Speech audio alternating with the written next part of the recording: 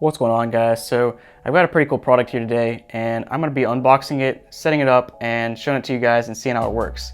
So what exactly is this product? Basically, it's a device that gets rid of your HDMI cable and makes everything wireless. And as you can see, it's called Hypermirror. It's on Kickstarter right now. I'll put a link down in the description if you want to check it out. So let's go ahead and get into this unboxing. But first, let's flip it over to the back, and it shows you some of the features. So as I said, there's no cords necessary. It's completely wireless.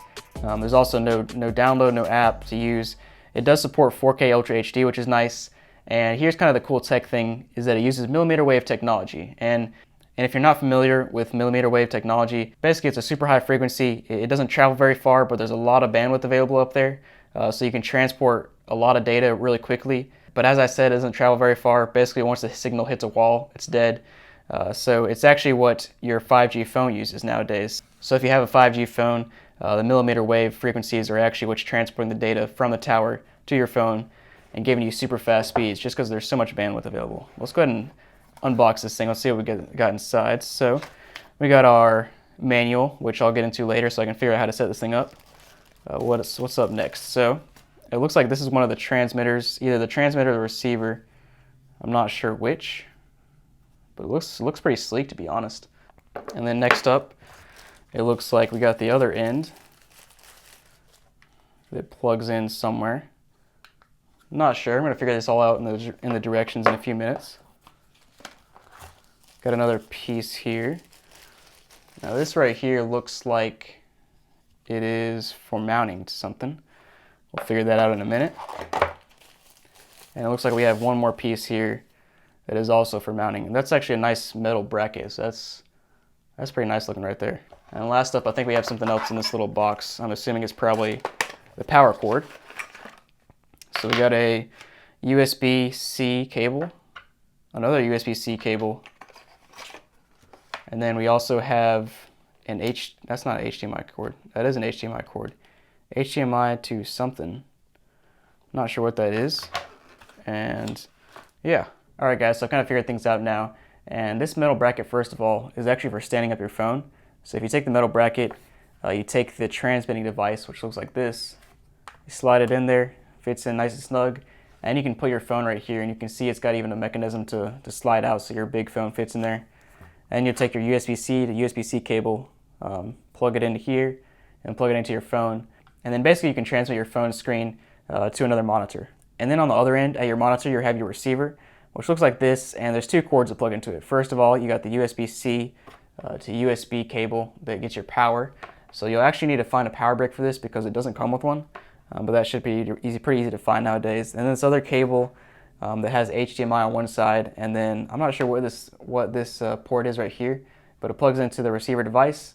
This goes into the HDMI plug on your monitor, and voila, it should work. So I'm going to go ahead and plug this device into my console and my monitor, and we're going to see if it works.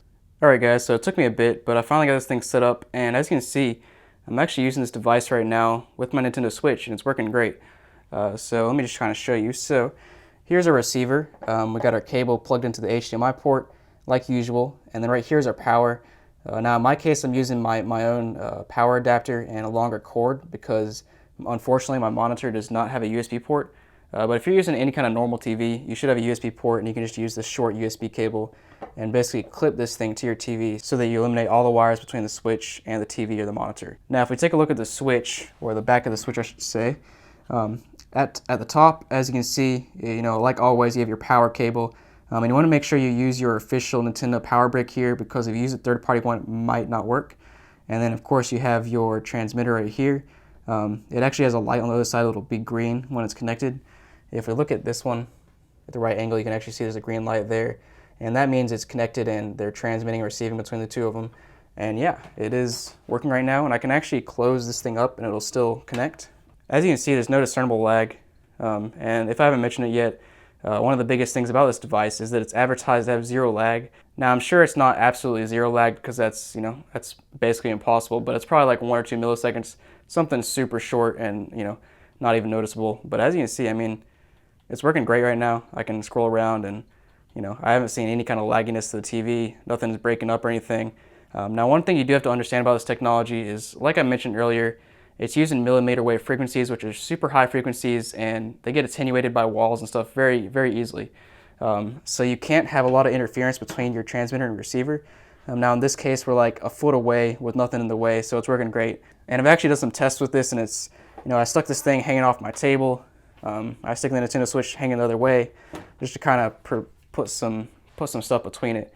And as you can see, it's actually still working really well because I have these two pretty far apart now, and it's working great. Now they do advertise that you can't go more than 5 meters. Now that's 5 meters line of sight. So like right now I have a console and a table between the two things. So there's no way I could go 5 meters between the two right now with like a table in the way and stuff. It's probably like half that. But yeah, theoretically you should get 5 meters if you have clear line of sight between the two devices. So now that you see the Nintendo Switch working, I'm gonna go ahead and go over to my MacBook and connect that up and show you guys that working. But yeah, I'm pretty impressed so far. It took me a while to figure out how to hook everything up, but it's working great. All right guys, so I now have my MacBook Pro hooked up. So let me just show you the setup. So same deal here, we got our receiver plugged into the HDMI, and we have our transmitter, which is actually plugged into an adapter right now, which plugs into my MacBook's USB-C port. So one thing I found here that was kind of odd is that if I flip this cable around the other direction, it didn't work. I'm not sure if that's an issue with the cable or what.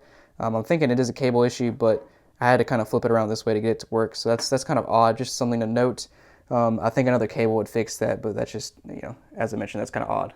But now if we look at it, as you can see, completely wireless. You can see on my MacBook that we do have 2 displays, and right here we have 2 displays. And so now I have my camera set up on the tripod, and I can kind of control things for you guys so you can see. So as you can see, my mouse is moving around on both screens.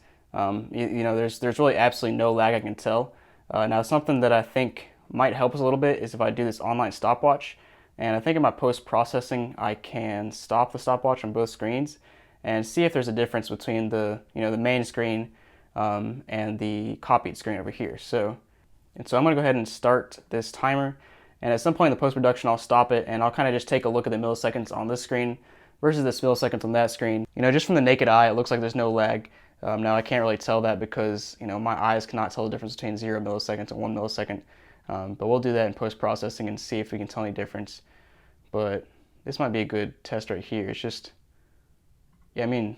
sliding, I can't tell the difference. If anything, to be honest, it looks like that screen might be a little bit faster than this screen, which doesn't make any sense because this is the screen, this is the original screen, and that's the mirrored screen. So that doesn't make sense, but that's kind of what it looks like to my naked eye, to be honest.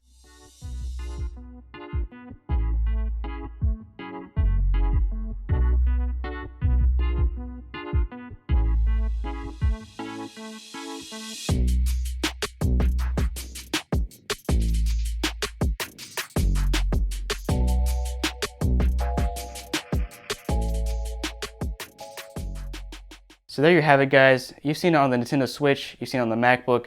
It's actually worked great on both of them. Now I haven't separated the transmitter and receiver super far apart, but line of sight, they're supposedly supposed to work up to 5 meters away, which is pretty good. That's 15 feet. Now one thing I do want to try before we finish it up is I want to try to cover up one of these things with my hand and see if I can disrupt the feed. I should be able to, because as I mentioned, it is millimeter wave frequency, and any kind of path loss is really gonna affect it. And so it actually is already affecting it. As you can see, this screen is moving. This screen is now blank because I put my hand over it and basically created enough attenuation between the transmitter and the receiver so that it doesn't receive the data anymore. And if we wait for a few seconds, it should come back on its own. Yep, and there it is. And now it's working great again. So that's pretty impressive, to be honest. So thanks for watching, guys. Hope you enjoyed the video. Make sure to check this product out in the description if you're interested. As you saw, it seems to work great. The 2 big points for me is that it's completely wireless and there's no lag. And those are 2 things that held up true for me, is that the lag was just indiscernible, and it is truly wireless. So I think it is a nice product. I don't think there's a whole lot of use case for it right now, but I think soon in the future, this will be something we'll be using all the time. And maybe if we can even get them higher powered, we can penetrate some walls and have these things transmitted throughout the house. But of course, that's probably a few years down the road, and we'll see if that happens. So thanks for watching, guys, and make sure to like and subscribe if you like this video, and have a great day.